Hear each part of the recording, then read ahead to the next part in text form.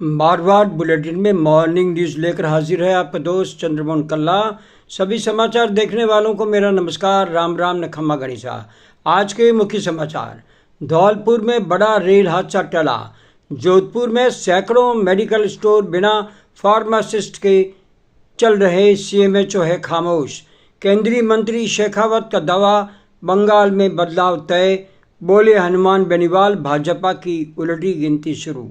अब समाचार विस्तार से। धौलपुर में बड़ा रेल हादसा टल गया है।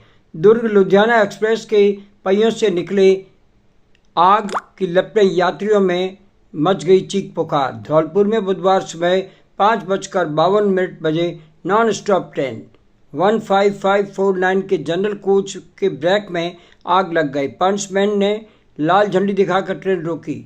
आउटलेट पर मरम्मत कर 38 मिनट बाद रवाना किया गया।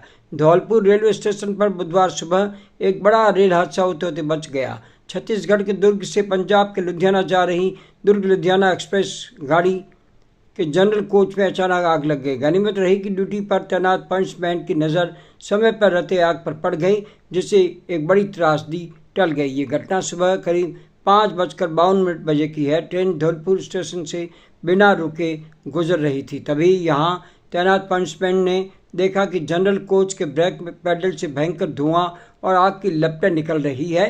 खतरे को भांपते हुए पंचमैन ने तुरंत हरी झंडी की जगह लाल झंडी लहरा दी।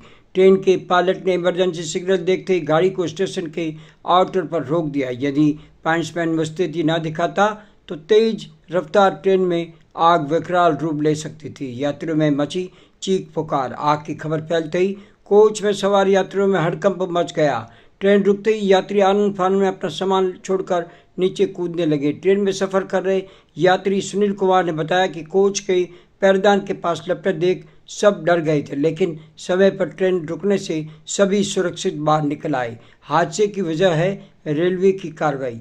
सूचना मिलते ही स्टेशन मास्टर रामवीर मीणा और तकनीकी इंजीनियरों की टीम मौके पर पहुंची। रेलवे अधिकारियों के अनुसार भीषण गर्मी के चलते ब्रेक बाइंडिंग ब्रेक जाम होना की वजह से पैडल में घर्षण हुआ और आग लग गई। ट्रेन में मदद से आग पर काबू पा गया। करीब 38 मिनट तक तकनीकी जांच और मरम्मत के बाद सुबह 6:30 बजे ट्रेन को आगरा के लिए रवाना किया गया। ये ट्रेन ग्वालियर के बाद सीधे आगरा कैंट रुकती है, लेकिन आपात स्थिति के कारण इसे धौलपुर आउटलेट पर रोकना पड़ा। अधिकारियों की सजगता ने एक बड़े जान माल धौलपुर में बड़ा रेल हादसा टल गया। अब महत्वपूर्ण खबर जोधपुर से। फार्मासिस्ट नहीं, अनट्रेन्ड लोग दे रहे मेडिकल स्टोर से दवाएं। जोधपुर शहर से लेकर जिले भर के मरीजों की जान से खुलेआम खिलवाड़ हो रहा है। मेडिकल स्टोर्स पर अनट्रेन्ड लोग दवा दे रहे हैं। प्रशासन जहां गहरी नींद में सो रहा है, तो जिम्मेदार विभाग हाथों पर हाथ रखकर सब देख रहा है। ड्रग विभाग की ओर से कार्रवाई के नाम पर केवल खानापूर्ति हो रही है, जिसका नतीजा है कि जिले भर में एक फार्मासिस्ट के नाम पर कई दवा की दुकानें धड़ल्ले से संचालित हो रही है। एक समय था जब फार्मासिस्ट के नाम पर मेडिकल स्टोरों का संचालन होता था, लेकिन समय के साथ अब राशन की दुकानों की तरह हर गली मोहल्ले में मेडिकल स्टोर खुलने लग गए हैं। इनमें बड़ी संख्या में मेडिकल स्टोर बिना वैध लाइसेंस और बिना किसी पंजीकृत फार्मासिस्ट के संचालित हो रहे हैं। सबसे बड़ी बात यह है कि इन मेडिकल स्टोर पर दवा देने वाले लोग इसके लिए पात्रता तक नहीं रखते और वह मरीजों को ऐसी दवाएं भी देते हैं जिनका देने का अधिकार केवल फार्मासिस्ट को होता है। शहर से लेकर जिले भर में एक ही फार्मासिस्ट के लाइसेंस पर कई मेडिकल स्टोर्स चलाने की खबरें सामने आ रही है। इसके अलावा कई मेडिकल स्टोर्स ऐसे भी हैं जो किसी और के नाम पर रजिस्टर्ड है। शहर से लेकर जिले भर में एक फार्मासिस्ट के नाम पर कई दुकानें संचालित होना, चिकित्सा विभाग की नाक के नीचे काम होना, ये लापरवाही का सबब है। मेडिकल स्टोर्स किसी और के नाम से और संचालन कोई और कर रहा है। कहाँ है चिकित्सा विभाग, कहाँ है ड्रग्स विभाग, कहाँ है ड्रग्स कंट्रोलर? कार्रवाई के नाम पर जिम्मेदार विभाग कर रहा है सिर्फ खानापूर्ति। बताया जाता है कि जोधपुर जिले में 2500 मेडिकल स्टोर्स ही रजिस्टर्ड है, जबकि संचालन 4000 से ज़्यादा का हो रहा है। शहर की गलियों में नीम हकीम डॉक्टर बने बैठे हैं और दवा भी बेच रहे हैं। शहर और जिले भर में संचालित मेडिकल स्टोर्स की जानकारी जब औषधि नियंत्रित विभाग से मांगी गई तो वह इसका सटीक जवाब नहीं दे सके। विभाग के अनुसार जिले भर में लगभग 2500 मेडिकल स्टोर्स का संचालन हो रहा है, जबकि जोधपुर शहर में ही लगभग 3500 दुकानें संचालित हो रही है। इसके अलावा लगभग 255 दुकानें थोक के नाम पर विभाग में रजिस्टर है। क्या चिकित्सा प्रशासन नए बसे आवासीय क्षेत्र में घुसकर छानबीन करेगा या यूं ही लकीर का फकीर बनकर काम करेगा? सवाल ये ही उठ खड़ा हुआ है। समाचार अब राजनीतिक गलियारे से। एक और जयपुर में केंद्रीय मंत्री गजेंद्र सिंह शेखावत ने बंगाल में बदलाव और भाजपा की सरकार बनाने का दावा किया है, तो दूसरी ओर हनुमान बेनीवाल ने बाड़मेर में भारतीय जनता पार्टी की उल्टी गिनती शुरू होने का ऐलान कर दिया है, जिससे राजनीतिक गलियारे में चर्चा का वे केंद्र बन गए हैं। बंगाल में टीएमसी जीती तो दिल्ली सरकार की उलटी गिनती शुरू होगी। बाड़मेर में हनुमान बेनीवाल के तीखे बोल।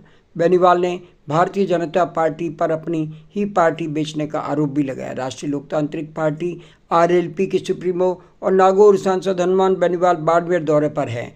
यहाँ उन्होंने विभिन्न सामाजिक कार्यक्रमों में शिरकत की और जनसभा को भी संबोधित करते हुए राजनीतिक भविष्यवाणी भी कर दी। बेनीवाल ने कहा कि पश्चिम बंगाल और तमिलनाडु के चुनाव परिणाम देश की दिशा तय करेंगे। उन्होंने दावा किया, यदि बंगाल में टीएमसी जीत जाती है तो केंद्र की मोदी सरकार की उलटी गिनती शुरू हो जाएगी। जिसको जिम्मेदारी दी उसी ने पार्टी को बेच दिया। बेनीवाल का दर्द छलक पड़ा। बाड़मेर सांसद उम्मीदाराम बेनीवाल का नाम लिए बिना उन पर तीखा हमला बोल दिया।